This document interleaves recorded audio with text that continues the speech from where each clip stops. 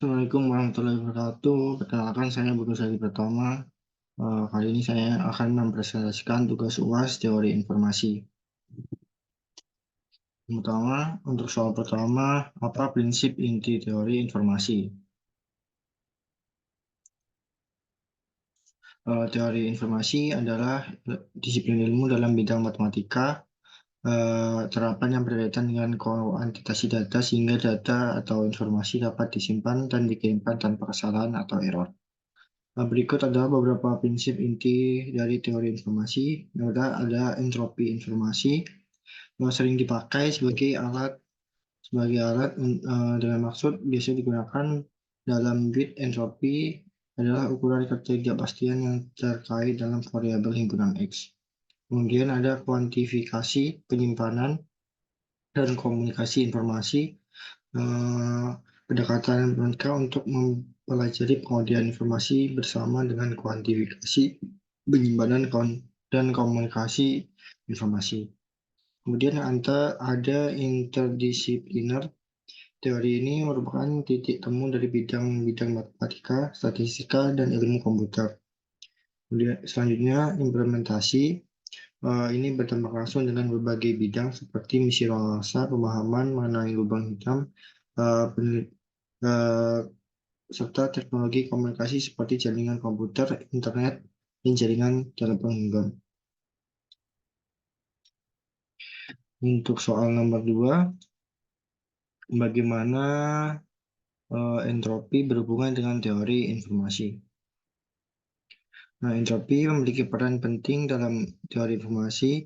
Konsep entropi dalam teori informasi diperkenalkan oleh Claude Shannon pada tahun 1948 sebagai cara untuk mengukur informasi secara matematis. Berikut adalah cara entropi berhubungan dengan teori informasi. Caranya, yang pertama ada mengukur ketidakpastian. Entropi mengukur jumlah informasi yang dihasilkan oleh sumber informasi. Jika hasil suatu sumber sangat dapat diprediksi, entropinya rendah karena ketidakpastiannya rendah. Kemudian, informasi rata-rata per simbol. Entropi juga dapat diartikan sebagai jumlah rata-rata informasi yang terkandung dalam setiap simbol yang dihasilkan oleh informasi. Yang ketiga, batas teoritis untuk kompresi. Entropi memberikan batas teoritis minimum sebanyak eh, seberapa banyak data dapat dikompresi tanpa kehilangan informasi. Yang keempat, ada kompasitas saluran. Dan dalam konteks transmisi data, entropi berhubungan dengan kapasitas saluran. Kapasitas maksimum saluran informasi adalah jumlah maksimum informasi yang dapat ditransmisikan dengan tingkat kesalahan yang dapat diterima. Yang kelima, redundansi dan pengujian. Mengetahui entropi suatu sumber informasi akan untuk mengurangi redundansi dalam data, memungkinkan pengujian yang lebih efisien, pengujian entropi seperti pengujian Huffman atau pengujian aritmetik. Yang ketiga, untuk soal nomor 3, apa peran teorema Shannon-Hadley dalam teori informasi? Teori Shannon adalah salah satu prinsip utama dalam teori informasi yang menjelaskan kapasitas maksimum suatu saluran komunikasi untuk mentransmisikan data dengan kecepatan tertentu tanpa kesalahan. Mengingat adanya gangguan seperti noise, peran teorema ini sangat penting dalam desain dan analisis sistem komunikasi. Berikut adalah penjelasan peran teorema Shannon dalam teori informasi. Perannya menentukan kapasitas kanal. Shannon memberikan batas atas teoritis untuk kapasitas data maksimum yang dapat dikirim melalui saluran komunikasi tanpa kesalahan. Kapasitas ini diukur dalam bit per detik dan bergantung pada bandwidth saluran serta rasio sinyal terhadap noise. Hubungan bandwidth dan SNR. Teorema ini menunjukkan bahwa kapasitas kanal meningkat seiring dengan peningkatan bandwidth dan SNR. Aplikasi dalam komunikasi digital. Teorema Shannon sangat penting dalam desain sistem komunikasi digital. Ini membantu menentukan berapa banyak data yang dapat dikirim melalui berbagai jenis media transmisi seperti kabel, udara, telepon optik dengan mempertimbangkan batasan fisik dan teknis dari saluran tersebut. Yang terakhir, ada optimalisasi sistem komunikasi. Dengan memahami batasan yang diterapkan, ini dapat merancang sistem komunikasi yang lebih efisien dan handal. Mereka dapat mengoptimalkan pengguna bandwidth dengan mengolah noise untuk mencapai laju data yang diinginkan tanpa kesalahan. Yang keempat, untuk soal nomor 4 yaitu bagaimana teori redundansi dan korelasi kesalahan diterapkan dalam teori informasi. Untuk teori redundansi, pengujian redundansi bit-bit ditambahkan ke data asli. Bit-bit ini memungkinkan penerima untuk mendeteksi dan seringkali memperbaiki kesalahan yang terjadi selama pengiriman. Di dalam pengujian redundansi ada penggunaan paritas, yaitu bentuk sederhana dari pengkodean redundansi. Dalam pengkodean paritas, bit paritas ditambahkan ke data sehingga jumlah total bit yang bernilai 1 dalam sebuah blok menjadi genap dan atau ganjil. Paritas memungkinkan deteksi kesalahan tunggal dalam sebuah blok data, tetapi tidak dapat memperbaiki kesalahan.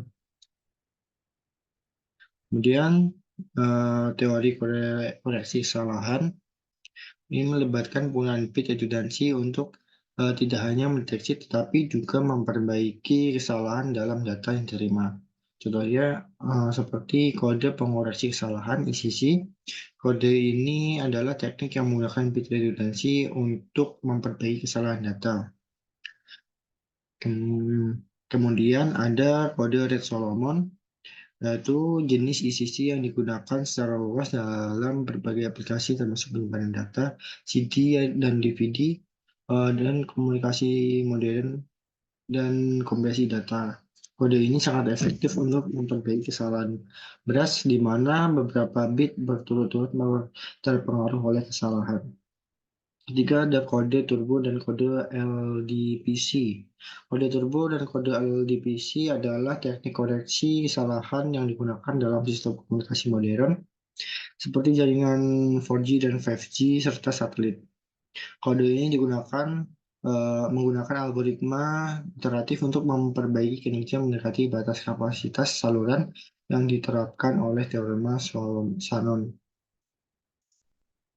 Untuk soal nomor 5, apa aplikasi utama teori informasi dalam sistem komunikasi? Untuk aplikasi utamanya di sini ada kompresi data. Kompresi data terdapat dua, yaitu lossless compression dan lossy compression. Kemudian ada pengkodean kanal coding, deteksi dan koreksi kesalahan. Teori informasi membantu dalam merancang kode yang dapat mendeteksi dan memperbaiki kesalahan selama transmisi data. Dan pengodean kanal digunakan dalam teknologi seperti DSR dan ADSL yang memastikan data dapat dikirim dengan handal melalui saluran komunikasi yang mungkin mengalami gangguan. Desain sistem komunikasi, optimalisasi bandwidth dan SNR melalui teorema Shannon membantu dalam menentukan kapasitas maksimum saluran komunikasi berdasarkan bandwidth dan rasio sinyal terhadap noise SNR. Ini penting untuk merancang sistem komunikasi yang efisien. Pengukuran entropi. Entropi informasi digunakan untuk mengukur ketidakpastian atau jumlah informasi dalam sinyal. Ini membantu dalam mengoptimalkan suatu proses pengkodian dan kompresi data. Redundansi menambahkan kedalan data untuk meningkatkan keadaan transmisi dengan memungkinkan deteksi dan koreksi kesalahan. Selanjutnya ada aplikasi dalam teknologi modern. Jaringan komputer digunakan dalam protokol jaringan untuk memastikan data dapat dikirim dengan handal dan efisien melalui jaringan komputer. Selanjutnya yang terakhir ada enkripsi dan keamanan data. Teori ini digunakan dalam mengambil algoritma enkripsi untuk melindungi data selama transmisi. Konsep seperti entropi informasi juga digunakan untuk mengukur keamanan seperti kriptografi. Kemudian ada pendeteksi instruksi. Teknik analisis informasi digunakan dalam sistem keamanan jaringan untuk mendeteksi aktivitas yang mencurigakan atau intrusi berdasarkan pola data. Untuk yang nomor 6, jelaskan bagaimana perkembangan aplikasi terkini dalam sistem komunikasi. Berikut adalah beberapa aplikasi terkini dalam sistem komunikasi yang telah berkembang. Yang pertama, ada IoT, Internet of Things. Komunikasi antar perangkat.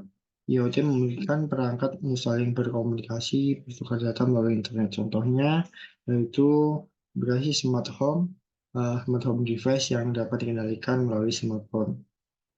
Kemudian untuk aplikasi industri, IoT ini digunakan untuk memantau dan mengontrol mesin, proses produksi secara real time, dan meningkatkan efisiensi dan mengurangi downtime. Kedua, komunikasi berbasis cloud. Penyimpanan dan berbagi data. Layanan cloud seperti Google Drive, Dropbox, OneDrive memungkinkan penyimpanan dan berbagi data secara online, memudahkan kolaborasi akses data kemana saja. Kemudian ada cloud computing yang memungkinkan perusahaan dapat menjalankan aplikasi layanan tanpa mengelola infrastruktur fisik untuk meningkatkan fleksibilitas dan skalabilitas. Lalu untuk teknologi 5G, kecepatan dan kapasitas tinggi, jaringan 5G menawarkan kecepatan internet yang jauh lebih tinggi daripada internet 4G, yang memungkinkan aplikasi seperti streaming video 4K, augmented reality atau IR dan VR berjalan lebih lancar. Yang terakhir, ini ada artificial intelligence, AI, dan machine learning. AI ini digunakan dalam asisten virtual seperti Siri, Google Assistant, dan Alexa untuk membantu pengguna dalam berbagai tugas melalui perintah suara. Untuk menganalisa data, mesin learning digunakan untuk menganalisis data komunikasi dan memberikan wawasan terhadap yang dapat digunakan untuk meningkatkan layanan pelanggan, personalisasi konten, dan deteksi penipuan. Mungkin sekian dulu presentasi dari saya. Kurangnya saya mohon maaf. Wassalamualaikum warahmatullahi wabarakatuh.